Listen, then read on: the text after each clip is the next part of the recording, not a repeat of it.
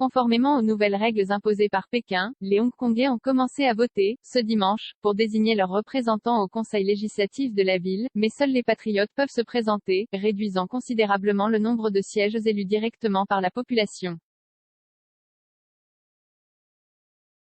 Chacun des 153 candidats a dû, pour être autorisé à briguer un siège, donner des gages de loyauté politique à l'égard de la Chine et de patriotisme. De ce fait, les militants pro-démocratie ont été empêchés de se présenter ou y ont renoncé, lorsqu'ils ne sont pas en prison ou en fuite à l'étranger, et la plupart des candidats affichent un profil semblable. Transport gratuit sur les 90 sièges du Conseil législatif, le LegCo, seuls 20 sont à pourvoir au suffrage universel, moitié moins qu'auparavant, le reste étant désigné par divers comités et groupes d'intérêt acquis au régime chinois. La seule vraie inconnue du scrutin sera donc le taux de participation, thermomètre de l'adhésion des Hongkongais au nouveau système électoral. Les nouvelles règles ont été imposées par Pékin dans le cadre de la reprise en main de Hong Kong après les gigantesques manifestations pro-démocratie de 2019. Tous les Hongkongais en âge de voter, soit environ 4,5 millions de personnes sur une population totale de 7,5 millions, peuvent participer au scrutin. Daniel So, 65 ans, était parmi les premiers à faire la queue devant un bureau de vote du quartier aisé de Mid-Levels. Les jeunes ne sont pas tellement intéressés par cette élection parce qu'ils sont induits en erreur par des responsables politiques et médias étrangers, regrette-t-il. Quand la chef de l'exécutif Carrie Lam est arrivée pour voter, 3 manifestants de la Ligue des sociodémocrates, pro-démocratie, ont scandé « Je veux un véritable suffrage universel ». Carrie Lam a dit que c'était une amélioration du système électoral, mais en réalité, cela a privé les Hongkongais de leur droit de vote, a expliqué le militant Chan Po-ying. Carrie Lam et ses ministres ont multiplié les appels à se rendre aux urnes. Le gouvernement a publié des pages de publicité dans les journaux, distribué des tracts dans les boîtes aux lettres et envoyé massivement des SMS pour rappeler aux Hongkongais d'aller voter. Les transports publics sont gratuits durant la journée électorale. Mon vote ne servirait à rien, malgré ces efforts. Les derniers sondages prédisaient une participation de l'ordre de 48%, ce qui serait un chiffre historiquement bas.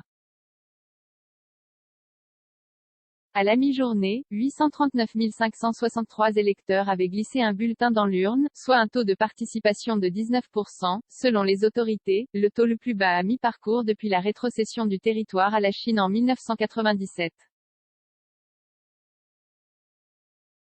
Avant le scrutin, Carrie Lam a affirmé qu'un faible taux de participation ne voudrait rien dire. Quand le gouvernement fait bien les choses et que sa crédibilité est forte, la participation des électeurs est moindre car les gens ne ressentent pas vraiment le besoin de choisir de nouveaux représentants, a-t-elle assuré dans les médias d'État chinois la semaine dernière. De récents sondages indépendants situent la cote de popularité de Carrie Lam aux alentours de 36%. Mon vote ne servirait à rien, parce qu'en fin de compte, ce sont les gens de Pékin qui gagnent, a expliqué une jeune comptable d'une vingtaine d'années qui se fait appeler Loi et n'a pas l'intention de voter. Le LegCo est l'organisme chargé de voter les lois dans l'ancienne colonie britannique, dont le système légal reste distinct de celui de la Chine continentale. Même si les figures acquises à Pékin se sont toujours vues accorder la majorité des sièges au Conseil, une minorité d'opposants y était jadis tolérée, ce qui en faisait un lieu de débat souvent très vif. Les nouvelles règles imposées par Pékin ont mis un terme à cette tradition. Éléments anti-chinois, plus d'une dizaine d'élus lors du précédent scrutin en 2016 sont actuellement en prison en vertu d'une loi draconienne sur la sécurité nationale, imposée par Pékin l'an dernier, et 3 ont fui à l'étranger. Pékin affirme que ce système électoral amélioré permettra d'éradiquer les éléments anti-chinois et de s'assurer que le LegCo, où les débats pouvaient jadis être longs et très animés, adoptera plus rapidement les nouvelles lois.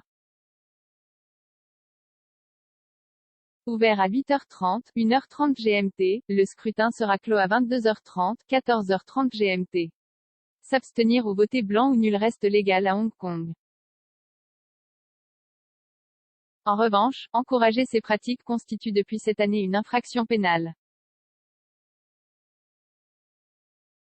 10 personnes ont été arrêtées en vertu de cette nouvelle loi, principalement pour des appels au boycott lancés sur les réseaux sociaux, et des mandats d'arrêt ont été lancés contre des militants pro-démocratie réfugiés à l'étranger ayant eux aussi appelé à bouder les urnes.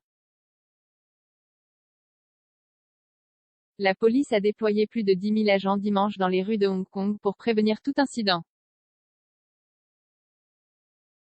8 commentaires 0 partage partagé sur Messenger partagé sur Facebook partagé sur Twitter partagé sur Flipboard partagé sur Pinterest partagé sur LinkedIn envoyé par mail sauvegarder une faute imprimé